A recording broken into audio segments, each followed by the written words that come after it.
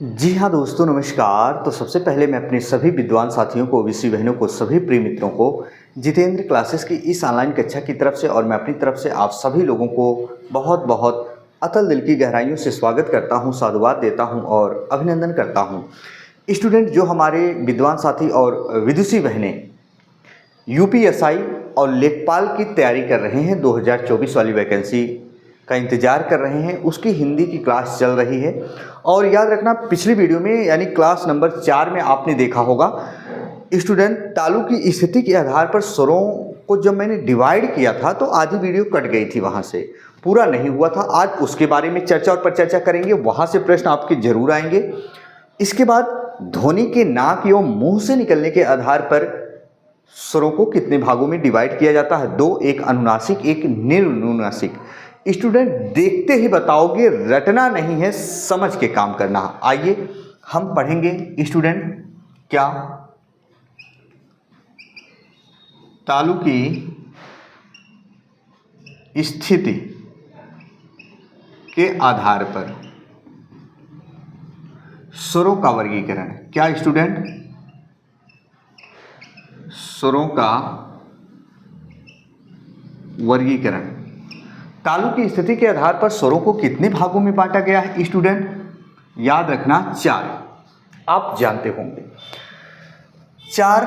वो क्या होता है स्टूडेंट? जरा देखिएगा, एक होता है सम्मिश्र स्वर, एक क्या होता है अर्ध सम्मिश्र स्वर, अर्ध सम्मिश्र स्वर। तीसरा क्या होता है विभ्रित स्वर और चौथा क्या होता है अर्ध विभ्रित स्वर, अर्ध विभ्रित स्वर। ये 4 होते हैं स्टूडेंट। समृद्ध का मतलब क्या होता है? समृद्ध का मतलब होता है बंद। अर्ध का मतलब आधा, समृद्ध का मतलब बंद, तो आधा बंद। विपरीत का मतलब होता है स्टूडेंट खुला। विपरीत का मतलब क्या होता है स्टूडेंट? खुला। अर्ध का मतलब आधा, विपरीत का मतलब खुला, यानी आधा खुला, आधा खुला। क्या है ये बंद, आधा बंद, खुला, आधा खुला? स्टूडेंट, तालु की स्थिति के आधार पर स्वरों का वर्गीकरण 4 भागों में डिवाइड किया गया है। तालु है क्या? तालु उसे कहा जाता है स्टूडेंट, याद रखिएगा, हमारे मुखाग्र में जो अलिजिह्वा है, जो जीभ है, उसके ऊपर वाला जो पार्ट होता है वो तालु होता है।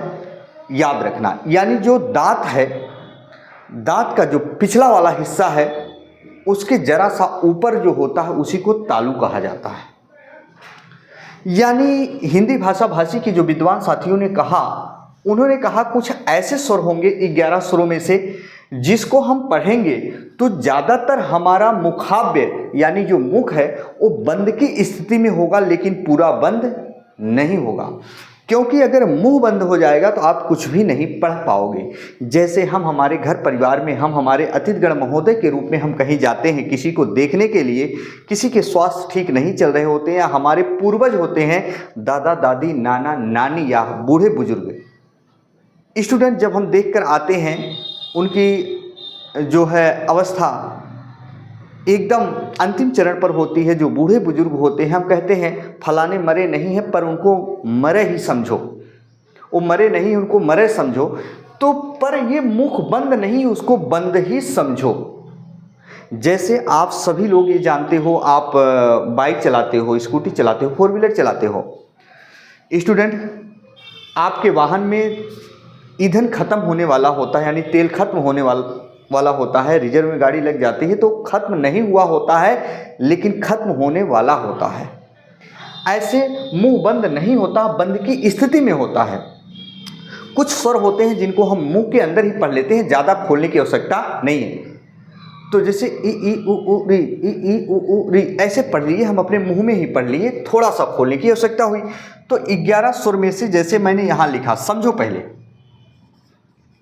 छोटा आ, बड़ा आ, छोटी ई, बड़ी ई, छोटा ऊ, बड़ा ऊ, री ए ऐ, और क्या ओ, और क्या दोस्तों आओ। देखो ये तो मेरा कहने का मतलब ये रहा स्टूडेंट, अब कैसे आप याद कर पाओगे इनको। तो देखो विपरीत का मतलब क्या होता है, खुला। यानी इन 11 स्वरों में से ऐसा कौन सा स्वर होगा जिसको पढ़ते समय हमारा मुख सबसे ज्यादा खुलेगा। 11 स्वर होते हैं, आ ई उ री ए ऐ ओ औ, इतना याद रखो। लेकिन बड़ा आ का उच्चारण करते ही हमारा मुखाव्य क्या होता है, सबसे ज्यादा खुलता है, बड़ा आ। इसको जैसे कहते हो बड़ा आ। जैसे हम हमारे घर परिवार में छोटा बच्चा होता है, कम समझदार होता है, नादान होता है, बच्चे के गले में कोई इन्फेक्शन हो जाता है या बच्चा कोई चीज़ निगल जाता है, तो हम अपने नज़दीकी चिकित्सालय में डॉक्टर महोदय के पास जाते हैं। डॉक्टर महोदय बच्चे से ध्वनि का उपचारण कराते हैं। डॉक्टर महोदय कहते हैं बेटा जरा आ करते ही डॉक्टर महोदय बच्चे के गले के इन्फेक्शन को या गले में फंसी हुई चीज़ों को देख पाते हैं। अब बच्चे को ये नहीं पता कि डॉक्टर महोदय मुझसे ऐ का उपचारण ही क्यों करा रहे हैं, क्योंकि हमारा मुख सबसे ज़्यादा खुलता है। तो स्टूडेंट जरा देखो, बड़ा आ पढ़ोगे तो मुख ज़्यादा खुलेगा। अब विपरीत का मतलब खुला, आधा खुला। इसका सजाती स्वर कौन सा होगा स्टूडेंट, छोटा आ। तो छोटा ऐ को हम यहाँ रख दिए, बात समझ गए। अब आ जाओ स्टूडेंट यहाँ, आप जो संयुक्त स्वर 4 होते हैं। संयुक्त स्वर कितने होते हैं, 4। ए ऐ ओ, और क्या होता है स्टूडेंट, औ होता है, संयुक्त स्वर होते हैं। अब देखो जिस पर मात्रा बड़ी है, जैसे ऐ और औ, ये वृद्धि संधि में आते हैं, आप लोग जानते होंगे। ऐ और औ वृद्धि संधि में, तो याद रखना स्टूडेंट, जो ऐ और औ हैं उसको आप उठा के यहाँ रख दीजिएगा। ऐ और औ किस में भाग लेते हैं स्टूडेंट, अर्ध विपरीत में। बचा क्या इन दोनों में से, जरा ध्यान से देखो, एक ए एक ओ, एक ए एक ओ बचा, तो जो बचा है इसको यहाँ उठा के रख दो अर्ध समृद्ध में। कहाँ स्टूडेंट, अर्ध समृद्ध में। तो ए और ओ कहाँ गिने जाते हैं, इतना याद रखना, अर्ध समृद्ध में। बात समझ में आ चुकी होगी स्टूडेंट। तो 4 पेयर हैं, ये 4 हैं, दो का पेयर बनाओगे तो ऐ और औ कहाँ भाग लेंगे, इसमें, और ए और ओ किस में भाग लेंगे, इसमें। अर्ध वाली दोनों कंडीशन है, यहां देखो। अब बचा क्या इसमें, और ध्यान से सुनो, जो बचा उठा के समृद्ध स्वर में रख दो। यानी जो बचा है क्या, छोटा आ बचा है, क्या बचा है, ई बचा है, ई बचा है, ऊ बचा है, ऊ बचा है, और क्या बचा है, री बचा है। देखो दोस्तों, ये यह छोटा है मत रखना, यहाँ मैंने ऑलरेडी रख दिया, जरा देखो। तो बचा क्या स्टूडेंट, यहाँ ई उ और री, यहाँ ए ओ, यहाँ दीर्घा, यहाँ आ और ऐ और। यानी देखो अर्ध विपरीत स्वर में कुल कितने स्वर होते हैं, 3। विपरीत स्वर किसे माना जाता है, आ को, अर्ध समृद्ध स्वर इसे, समृद्ध स्वर इसे।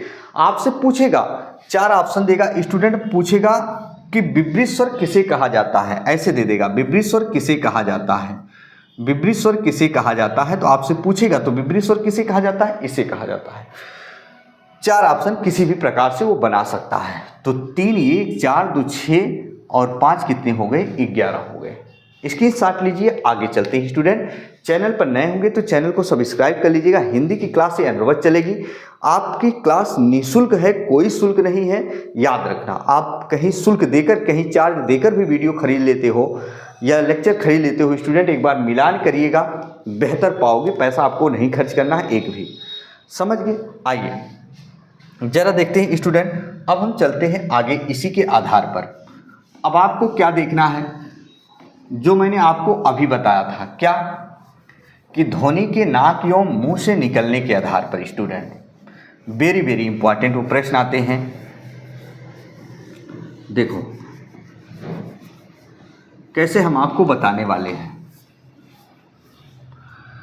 देखो ध्वनि के, देखते ही जान जाओगे, ध्वनि के नाक एवं मुंह से निकलने के आधार पर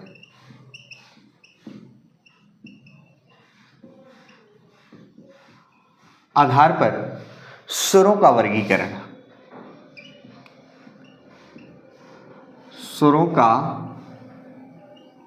वर्गीकरण। तो हवा ना कहकर ध्वनि कहना है। तो ध्वनि के नाक एवं मुंह से निकलने के आधार पर स्वरों को कितने भागों में बांटा गया है? 2 स्टूडेंट आप जानते हो, एक होता है अनुनासिक, वेरी वेरी इंपॉर्टेंट, अनुनासिक, और एक क्या होता है निरनुनासिक। एक क्या होता है अनुनासिक, एक क्या होता है निरनुनासिक। कैसे इनको समझोगे आप? रटते हुए स्टूडेंट, रटना नहीं है, आज हम प्रैक्टिकली करके आपको बताएंगे। यानी 11 स्वरों में से कुछ स्वर ऐसे होते हैं जिनका हम उच्चारण करते हैं, जिनको हम पढ़ते हैं तो ध्वनि मुख से निकलती है, कुछ पढ़ते हैं तो ध्वनि मुख के साथ साथ नाक से भी निकलती है, जैसे अंग, अंग, इया, ऐसे पढ़ो। तो स्टूडेंट ध्वनि के साथ साथ जो मुख के साथ साथ ध्वनि नाक से भी निकलती है, इतना याद रखना। जैसे 11 स्वर, अब समझो इसको, छोटा आ, बड़ा आ, छोटी ई, बड़ी ई, छोटा ऊ, री, ए, ऐ, ओ, और क्या होता है? औ होता है। समझो एक एक लॉजिक को। आपसे कई बार एग्जाम में पूछा जाता है स्टूडेंट, जो अनुनासिक है, अनुनासिक का दूसरा नाम क्या होता है? अनुस्वार होता है। क्या होता है? अनुनासिक का दूसरा नाम अनुस्वार होता है स्टूडेंट। और जो अनुनासिक होता है इसका सिंबल क्या होता है? ये चंद्रबिंदु। और निरनुनासिक का मतलब क्या होता है? तो अनुस्वार का विलोम अनुनासिक होता है। अनुनासिक का सिंबल ये है, अनुस्वार का सिंबल ये होता है। जरा देखो, और अनुनासिक का दूसरा नाम अगर पूछ ले तो इसे क्या कहा जाता है? चंद्रबिंदु। ये आप लोग जानते हो। अनुनासिक का दूसरा नाम आपसे पूछा जाए एग्जाम में तो चंद्रबिंदु होता है। अनुनासिक का विलोम अनुस्वार होता है, इसका सिंबल ये है। देखो स्टूडेंट, नासिक दोनों में कॉमन है, यहाँ भी यहाँ भी। निर का मतलब होता है के बिना। निर का मतलब क्या होता है? के बिना, ये उपसर्ग लगा है। अनु का मतलब होता है साथ साथ। अनु का मतलब क्या होता है? साथ साथ। तो चंद्रबिंदु के साथ साथ जो स्वर प्रयोग किए जा सकते हैं या लिखे जा सकते हैं उन्हें अनुनासिक, और चंद्रबिंदु के बिना जो स्वर प्रयोग किए जाते हैं उन्हें क्या कहा जाता है? निरनुनासिक। तो हिंदी भाषा भाषी के विद्वान साथियों ने बताया कि ऐसे जो स्वर होते हैं जिनके साथ अगर हम चंद्रबिंदु का प्रयोग कर देते हैं तो ध्वनि नाक के साथ साथ मुख से भी निकलती है, यानी मुख के साथ साथ नाक से भी निकलती है। और जहां हम याद रखना इसके बिना कोई भी स्वर लिखते हैं तो याद रखना सिर्फ ध्वनि मुख से निकलती है, नाक से नहीं निकलती है। तो जरा देखो स्टूडेंट, अब हम आपको बता रहे हैं एक तरीका वो सीखना है। ऐसे कितने स्वर हैं जिनकी मात्रा शिरोरेखा के ऊपर है? देखो स्टूडेंट, ये शिरोरेखा के ऊपर मात्रा है। औ, ए ऐसे लिखा जाता है ओ, ए ऐसे लिखा जाता है ए, ऐसे लिखा जाता है ए, और री की मात्रा शिरोरेखा के नीचे होती है। देखो आप ही बताओगे, छोटा ऊ की मात्रा कहाँ होती है? नीचे। और बड़ा ऊ यहाँ मैंने नहीं लिखा है स्टूडेंट, तो बड़ा ऊ लिख लीजिएगा। जरा देखो, यहाँ लिख दे रहे हैं हम, बड़ा ऊ लिख दे रहे हैं। और बड़ा ऊ की मात्रा कैसे होती है आप लोग ऑलरेडी जानते हो। बड़ा ऊ की मात्रा ऐसे होती है। तो बड़ी की मात्रा जो होती है दोस्तों इधर से होती, छोटी की मात्रा किधर से होती? इधर से होती है। बात समझ गए? तो जरा देखो, अब आपको करना क्या है? एक मिनट स्टूडेंट, मैंने गलत लिख दिया, गलत आपको नहीं पढ़ना है। ये छोटी, ये बड़ी की मात्रा, ये छोटी की मात्रा।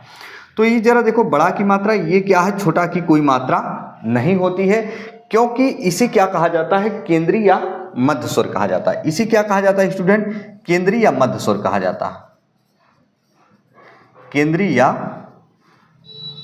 मध्य स्वर कहा जाता है स्टूडेंट इसे। अब जरा देखो स्टूडेंट, अब आप एक दिमाग लगाओ अपने ऊपर कि जिनकी मात्रा शिरोरेखा के ऊपर है, क्या यहाँ चंद्रबिंदु का प्रयोग आज तक आपने देखा होगा?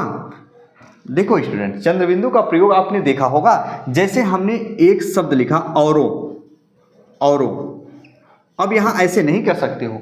यहाँ चंद्रबिंदु का प्रयोग नहीं, यहाँ अनुस्वार का प्रयोग जरूर कर सकते हो। बात समझना। तो हमारे हिंदी भाषा भाषी के जो विद्वान साथी थे उन्होंने क्या बताया, किसी भी स्वर को व्यंजन के साथ जब प्रयोग किया जाता है, अगर उसकी मात्रा शिरोरेखा के ऊपर लगती है तो उसके साथ चंद्रबिंदु का प्रयोग नहीं किया जाता, और जिनकी मात्रा शिरोरेखा के नीचे होती है, याद रखना, उनके साथ चंद्रबिंदु का प्रयोग किया जाता है। तो जैसे छोटा अ है, छोटा अ के साथ ही हम कर सकते हैं इस चंद्रबिंदु का प्रयोग। बड़ा आ है, इसके साथ भी जैसे अंचल लिखते हैं, जैसे आंचल लिखते हैं, याद रखना हमेशा और हमेशा। जैसे हम बड़ी ई के साथ नहीं कर सकते हैं, छोटी ई के साथ नहीं कर सकते हैं। समझो, जो हम बता रहे हैं उसी के ऊपर करना है आपको। क्या है स्टूडेंट, यहाँ देखो, बड़ा ऊ के साथ हम कर सकते हैं, जैसे हम लिखते हैं ऊंचा। इसके साथ कर सकते हैं जैसे ये, जैसे मैंने लिखा रचनाएं, रचनाएं आपने लिखा होगा, देखा होगा। लेकिन दोस्तों याद रखना, इसके साथ चंद्रबिंदु का प्रयोग नहीं किया जा सकता, इसके साथ चंद्रबिंदु का प्रयोग नहीं किया जा सकता, इसके साथ चंद्रबिंदु का प्रयोग नहीं किया जा सकता। मेरा कहने का मतलब यह हुआ, जिस स्वर के साथ चंद्रबिंदु का प्रयोग किया जा सकता है, याद रखना, छोटा अ, बड़ा ऊ, ए, यहाँ भी हम चंद्रबिंदु का प्रयोग कर सकते हैं, इतने आपको रखना है। बाकी हम किसी के साथ चंद्रबिंदु का प्रयोग स्टूडेंट नहीं कर सकते। तो मेरा कहने का मतलब ये है, जितने भी स्टूडेंट देख रहे होंगे, रटना नहीं, समझना है। छोटा आ, बड़ा ऊ और ये क्या होते हैं, हमारे अनुनासिक होते हैं। और जितने भी बचे स्टूडेंट, अब आप लिख लीजिएगा, उन्हें क्या कहा जाता है, निर्नुनासिक कहा जाता है, जितने भी बचे हैं। अब आप ये तो लिख सकते हो, याद भी कर सकते हो। अच्छा, जो हमारे अनुनासिक होते हैं, मैंने बताया ये जरूर आपके एग्जाम में पूछा जाएगा कि इसका विलोम क्या होता है, अनुसार सिंबल क्या होता है, अनुनासिक का दूसरा नाम क्या होता है, चंद्रबिंदु। अनुनासिक और निर्नुनासिक किसे कहा जाता है, इसकी डिफिनेशन है ना स्टूडेंट।